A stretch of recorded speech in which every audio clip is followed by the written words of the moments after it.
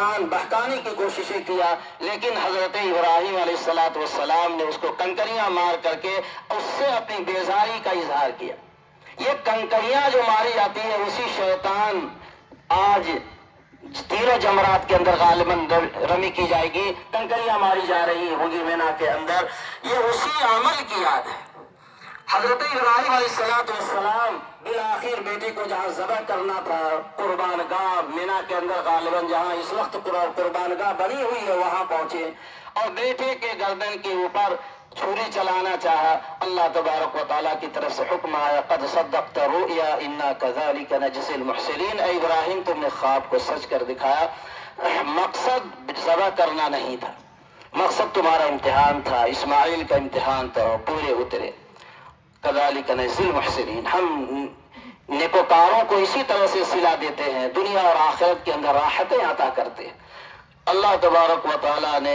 اس عمل کو اتنا پسند کیا کہ اب قیامت تک آنے والے، جب حضرت ابراہیم نے ذبح کرنے کی کوشش کی تو آواز آئی، ندائے الہی، اے ابراہیم تم نے خواب کو سچ کر دکھایا، حکم کی تعمیل میں مکمل ہوتے کوئی کمی نہیں کیا۔ حضرت ابراہیم علیہ السلام دیکھتے ہیں تو ایک جبرائیل، ایک میڈے سفید خوبصورت بڑی سینگوں والا ایک میڈا صحت مند فربا لے کر کے حاضر موجود ہیں، اور حضرت اسماعیل سے ذبح کرایا گیا۔ وہ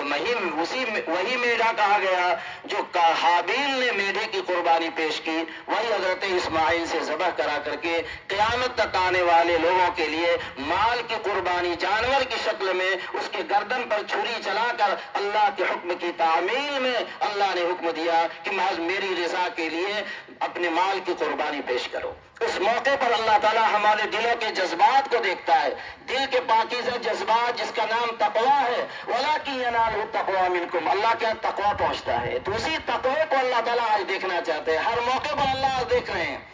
ظاہر ہے کہ قربانی نفس کے خلاف جو چیز پیش آ رہی ہے، اللہ اس کے رسول کے حکموں پر عمل کرنے کے لیے اسی کا نام قربانی ہے۔ یہ قربانی پیش کرنا اس موقع کے اوپر بھی، ان دنوں کے اندر بھی اور دنوں کے اندر بھی جہاں اللہ کا حکم اس کے رسول کا حکم آ جائے تو پھر ہماری انا کچھ نہیں، ہمارا نفس کچھ بھی نہیں، ہماری خواہش کچھ بھی نہیں، اللہ اس کے رسول کے حکم کے آگے ہمیں سر جھکا دینا۔ وَبَشِّرِ الْمُخْبِتِينَ، کہا گیا کہ بشارت دے دی سر جھکانے والوں کو اللہ کے حکم کے سامنے۔ بہرحال آج کا وقت قریب ہو گیا ہے، اللہ تبارک و تعالیٰ سے دعا کر لی جائے کہ اللہ تعالیٰ اس دن کو ہم سب کے لیے باعث خیر و رحمت اور برکت بنائے، ہم سب کی قربانیوں کو اپنی بارگاہ میں شرف قبولیت عطا فرمائے۔ اللہ پوری